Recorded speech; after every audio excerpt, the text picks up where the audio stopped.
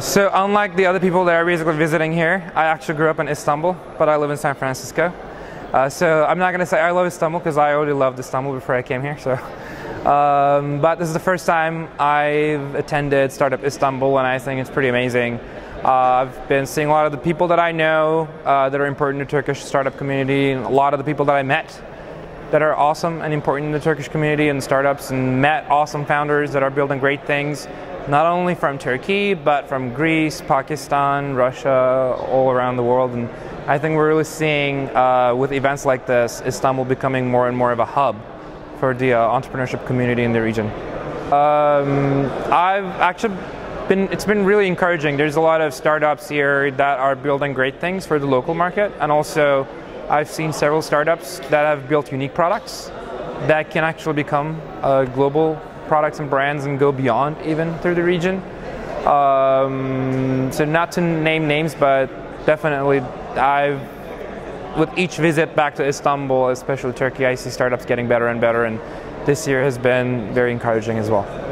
Just like you said, I actually grew up in Istanbul, studied here, and then studied and lived and worked in the US in Silicon Valley the past like 5 years.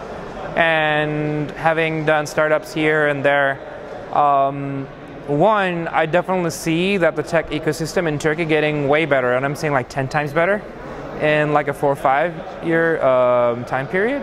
But the things that I think that are encouraging, here's for example engineering talent. In Silicon Valley we have money, we have ideas, we have a community, but like the bottleneck in Silicon Valley is really good engineering talent because there's not enough, right?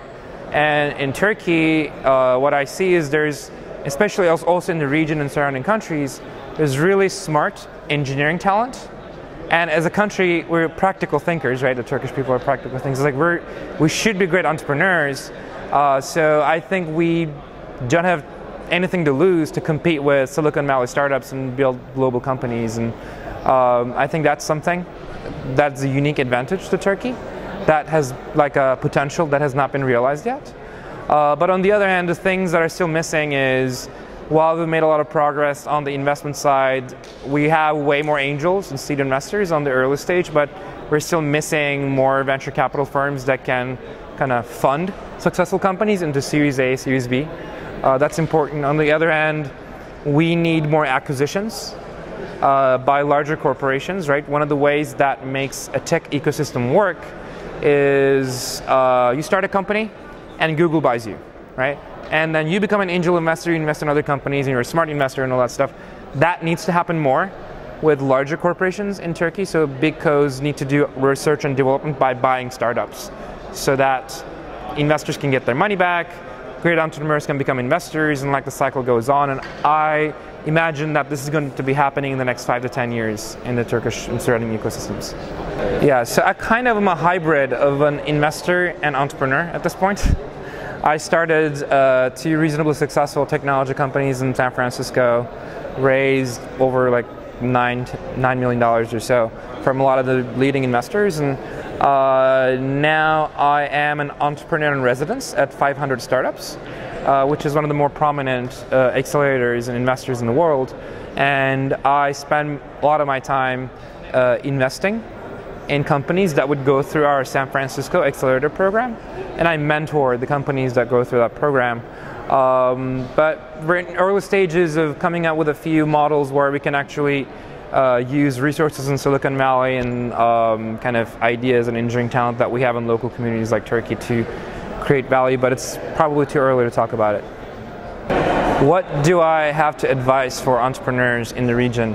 I think this has been said and done I would advise 2 things. Launch early, launch fast.